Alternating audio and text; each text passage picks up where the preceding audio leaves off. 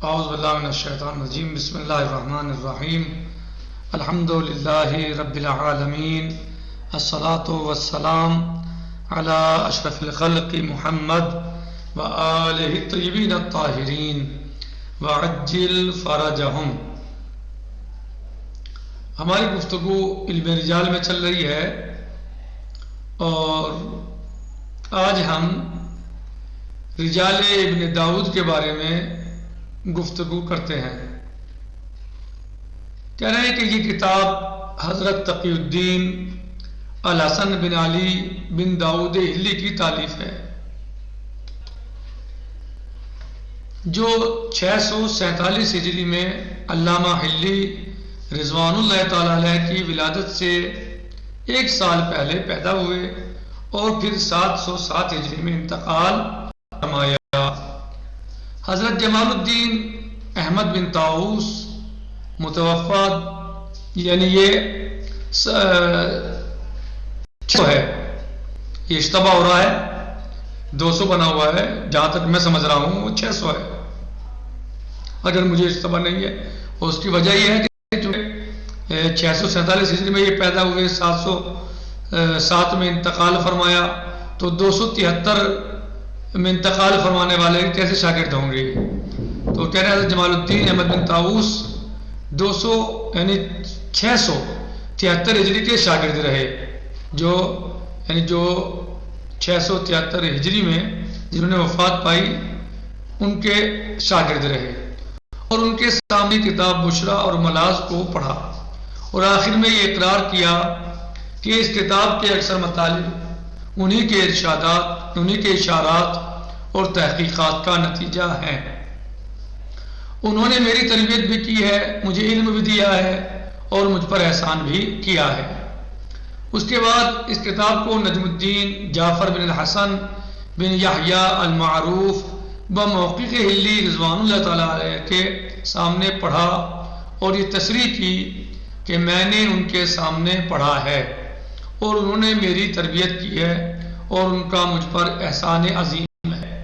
میری طرف خاص توجہ فرمائی ہے اور مجھے اپنی تمام تصنیفات اور قرات و روایات کا اجازہ عنایت فرمایا ہے۔ اس کتاب رجال کا امتیاز یہ ہے، جو رجال ابن داؤد ہے، امتیاز کیا ہے؟ اس کا امتیاز یہ ہے کہ اس کا انداز تالیف تمام کتابوں سے جداگانہ ہے، اور اس میں مذکور شخصیات کو حروف تہجی کے اعتبار سے ذکر کیا گیا ہے، یعنی جن شخصیات کا اس میں ذکر ہوا وہ حروف تہجی کے اعتبار سے ہوا ہے۔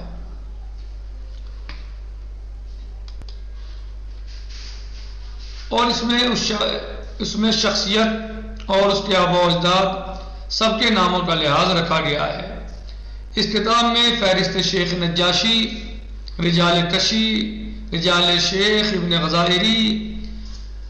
رجال شیخ ابن الغزائری، برقی، عقیقی، ابن عقدہ، فضل بن شاہزان اور ابن عبدون، سب کے رجال کو جمع کر دیا گیا ہے اور سب کے لیے علامات مقرر کر دی گئی ہیں۔ شیخ طوسی رضوان اللہ تعالی علیہ کے بعد صرف چند ہی افراد کا تذکرہ کیا ہے اور اپنی کتاب کے 2 حصے قرار دیے ہیں۔ پہلے حصے میں ان لوگوں کا ذکر کیا ہے جن کی توثیق کی گئی ہے یا یوں ہی چھوڑ دیا گیا ہے، اور دوسرے حصے میں افراد کا ذکر ہے جن پر تنقید کی گئی ہے یا مجہول الحال ہیں۔ یعنی پہلا حصہ، یعنی کتاب جو ہے کتاب رجال ابن داؤد 2 حصوں میں تقسیم ہوئی ہے۔ ایک حصے میں جو پہلا حصہ ہے اس میں ان لوگوں کا ذکر ہے یا ان افراد کا ذکر ہے کہ جن کی توثیق کی گئی ہے یا یوں ہی چھوڑ دیا گیا ہے، انہیں توثیق کی یا ایسی ہی چھوڑ دیا، اور دوسرے حصے میں ان افراد کا ذکر ہے جن پر تنقید کی گئی ہے یا مجہول حال ہیں، صحیح، جن پر تنقید کی یا ان کا حال مجہول ہے۔ حصے اول کے آخر میں ان افراد کا ذکر ہے جنہیں نجاشی نے 2 مرتبہ سقہ لکھا ہے، حصہ اول کے آخر میں، یعنی حصے اول میں جہاں افراد جن کی یعنی کہا نا پہلے حصے میں ان لوگوں کا ذکر ہے جن کی توثیق کی گئی ہے، تو اسی حصہ اول کے آخر میں ان افراد کا ذکر ہے جنہیں نجاشی رضوان اللہ تعالیٰ علیہ نے 2 مرتبہ ثقہ لکھا ہے، یعنی تاکید کی ہے، اور ان کے حروف تعجی کی ترتیب سے 34 افراد کا تذکرہ کیا ہے، اور لکھا ہے کہ ابن الغزائری رضوان اللہ تعالیٰ علیہ نے مزید 5 افراد کا اضافہ کیا ہے اور انہیں بھی ثقہ لکھا ہے۔ ابن غزائری نے مزید 5 افراد کا اضافہ کیا ہے اور انہیں بھی ثقہ لکھا ہے، 2 دفعہ تاکید کی ہے۔ اس کے بعد 5 فصلیں ہیں اور سب انتہائی اہمیت کی حامل ہیں۔ حصہ دوم کے آخر میں 17 فصلیں ہیں، حصہ دوم کے آخر میں 17 فصلیں ہیں اور سب ایک سے زیادہ ایک اہمیت کی حامل ہیں، اور سب کا ایک مخصوص عنوان ہے جس کے آخر میں 9 تنبیہات بھی ہیں۔ غرض کے کتاب انتہائی مفید اور اہم ہے۔ حصہ دوم کن لوگوں کے بارے میں ہے؟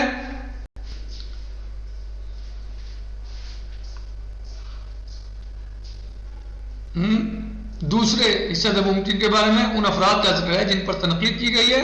یا مجہول حال ہیں وہ افراد۔ تو حصہ دوم کے آخر میں 17 فصلیں ہیں اور سب ایک سے زیادہ ایک اہمیت کی حامل ہے اور سب کا ایک مخصوص عنوان ہے جس کے آخر میں 9 تنبیہات بھی ہیں۔ غرض کے کتاب انتہائی مفید اور اہم ہے، لیکن اس میں دوسرے حضرات کے نقل کرنے میں کافی اشتباہ سے کام لیا گیا ہے، اور نجاشی کا کلام کشی رحمت اللہ تعالی علیہ کے نام سے اور کشی کا بیان نجاشی کے نام سے نقل کر دیا گیا ہے، یعنی نام میں اشتباہ کر دیا گیا ہے بیان میں، جس کی دور حاضر کے عظیم محقق علامہ سید محمد صادق آل بحر العلوم نے کی ہے، اور غالباً اس کا سبب ان لوگوں کا اشتباہ ہے جنہوں نے کتاب کو نقل کیا ہے، اور اصل کتاب میں اس قسم کی غلطیاں نہیں تھیں۔ بہرحال کس کا اشتباہ ہے؟ جنہوں نے کتاب کو نقل کیا ہے، حالانکہ اصل کتاب میں اس قسم کی غلطیاں نہیں تھیں۔ بہرحال کتاب کو خلاصہ علامہ حلی کے مقابلے میں بھی بہت سے امتیازات حاصل ہیں اور اپنے مقام پر بھی انتہائی اہمیت کی مالک ہے، یعنی علامہ حلی کی جو کتاب ہے اس کا خلاصۃ الرجال غالباً نام ہے،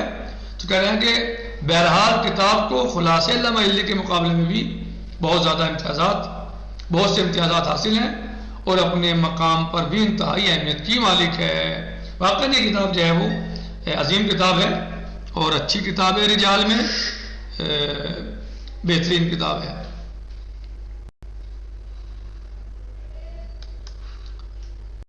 ابن داؤد کو ان کے استاد سید ابن طاووس کا اجازہ بھی حاصل تھا، جس کے بارے میں ان کا بیان ہے کہ جب میں نے استاد کے سامنے ان کی کتاب بناء المقالات العلویہ فی نقض الرسالۃ العثمانیہ للجاحظ پڑھ کر سنائی انعام ہے، تو انہوں نے یہ اجازہ مرحمت فرمایا کہ میرے سامنے میری کتاب البنا کو میرے فرزند عالم ادیب متقی حسن بن علی بن داؤد نے پڑھ کر سنایا۔ خدا ان کی عاقبت بخیر کرے اور ان کا انجام شرف پر ہو، اور میں نے انہیں اس کی روایت کی اجازت دے دی ہے۔ اس رسالے کے آخر میں ابن داؤد کے الفاظ یہ ہیں کہ رسالہ مکمل ہو گیا اور خدا ہے اس کی نعمتوں پر، اور صلوات ہو ہمارے سردار حضرت محمد مصطفیٰ صلی اللہ علیہ وآلہ وسلم اور ان کی آل پاک پر۔ اس رسالے کو نقل کیا ہے بندہ فقیر حسن بن علی بن داؤد نے، جو حضرت مصنف کے صدقات کا پروردہ ہے۔ خدا ان کی بزرگی میں اضافہ فرمائے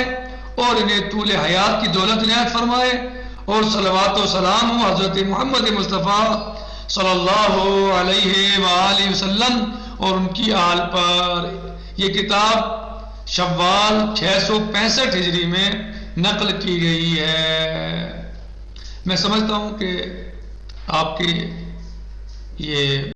درس ذہن نشین ہو گیا ہوگا، یہ درس آپ کی ذہن نشین ہو گیا ہوگا، اور آپ اس کو یاد کیجئے، سمجھیے، اچھی طریقے سے دہرائیے، اور جو باتیں اس کتاب کے بارے میں بتائی گئی ہیں اس کی خصوصیات یا اس کا طرز انداز، جس انداز پر یہ کتاب لکھی گئی ہے، آپ اس کو اچھے طریقے سے دماغ میں بٹھائیے، انشاءاللہ آپ کے لیے مفید ہوگی۔ والحمدللہ رب العالمین، والسلام علیکم ورحمۃ اللہ وبرکاتہ، فی امان اللہ، خدا حافظ۔